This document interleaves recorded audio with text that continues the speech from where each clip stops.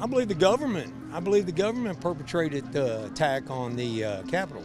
Certainly the MAGA people showed up here and walked up there. The people wanted to support Trump because they know he won the election. They know the election was fraud.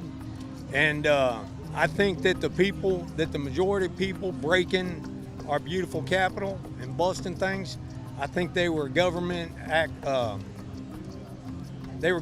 people. They were somehow affiliated with Nancy Pelosi and her wicked cabal. I was embarrassed by Obama going to Japan and apologizing to the Japanese people for our actions in World War II. Obama's been there 8 years. He hasn't done anything. He's bringing more and more dangerous people in this country today, and I've been to the Middle East and I've lived in Europe. What about living in Europe makes you uniquely qualified to say that immigration doesn't work? I was married to an Islamic man.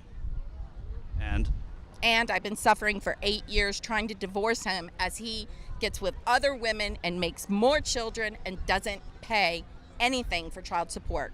But he is a billionaire, and if there's any way a woman is going to get money, I mean, you look at the NFL players, you look at the college players that are going to be an NFL player.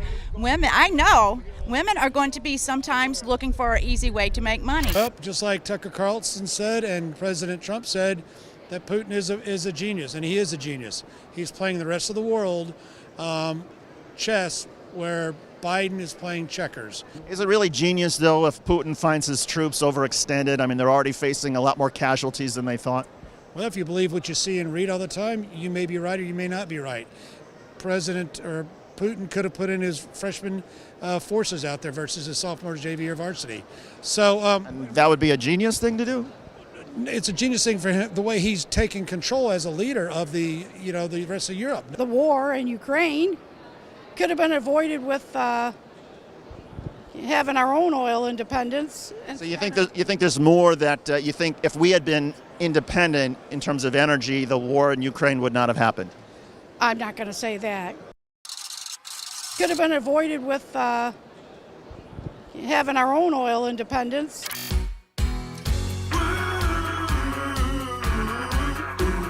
It should come as a surprise to no one that the Let's Go Brandon crowd created shirts they can wear that hide their allegiance to Donald Trump.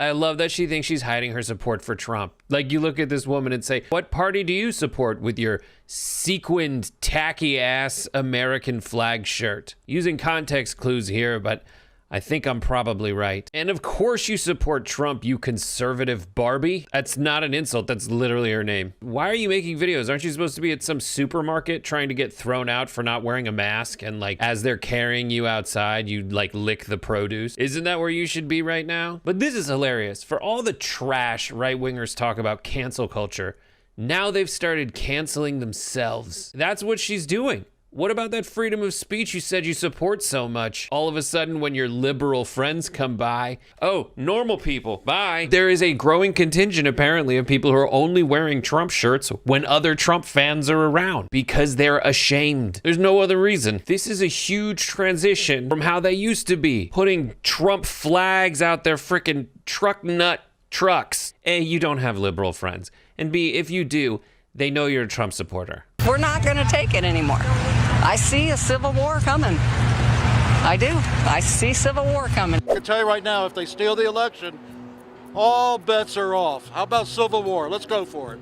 Noam Chomsky has a dire warning for the United States as the Republican Party slides further right into authoritarianism. Hi, I'm Yasmin Khan here with Rebel HQ.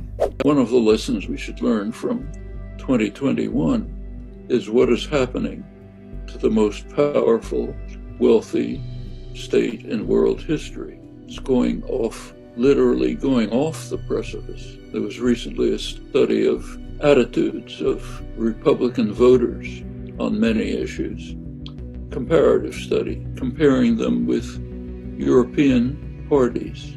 The results are pretty grim. They rank with parties like Alternative für Deutschland, the right-wing neo-fascist parties. It is one of the two major parties in the United States. The party that is very likely to take power next year and in 2024 because of various manipulations and shenanigans that they're carrying out. They won't win the vote, but they'll probably win the election. In the study that Chomsky cited, the views of the current Republican Party were in alignment with very right-wing authoritarian foreign governments. Chomsky mentioned that the Republican Party would likely return to power in 2022 and 2024, but not necessarily because they had the votes. In 2021, 34 laws were passed restricting access to voting, while 262 bills were introduced in 41 states that would have interfered with elections. Texas, where I live, led the charge last year, with an impressive 59 voter-suppressive bills introduced. For comparison, Arizona had the second most, with 20. I always say that Texas is not as red as people think it is, but we're up against a lot. If you take a look at the attitudes of Republican voters during the 4 Trump years, concern for global warming declined by about 20%. That's 4 years of propaganda. There are ominous signs of worship of a semi-deity.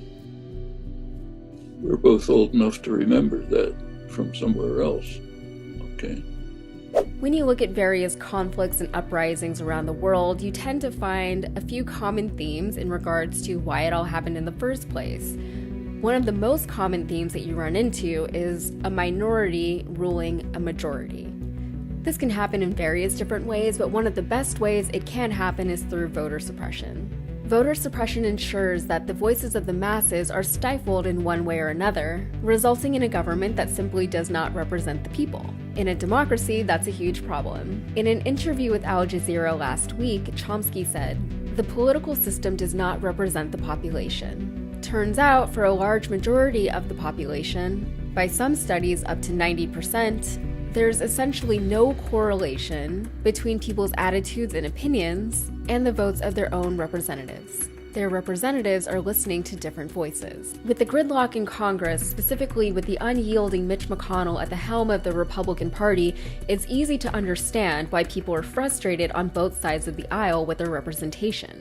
It's disheartening, to say the least, to see bills and ideas and movements that are supported by the general public just be dismissed or gutted by the people who we elected to work on our behalf.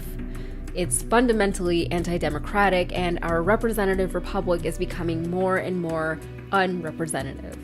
Chomsky's main point, however, is that this imbalance of power is especially dangerous when it happens in, quote, the world-dominant power, history's most powerful state.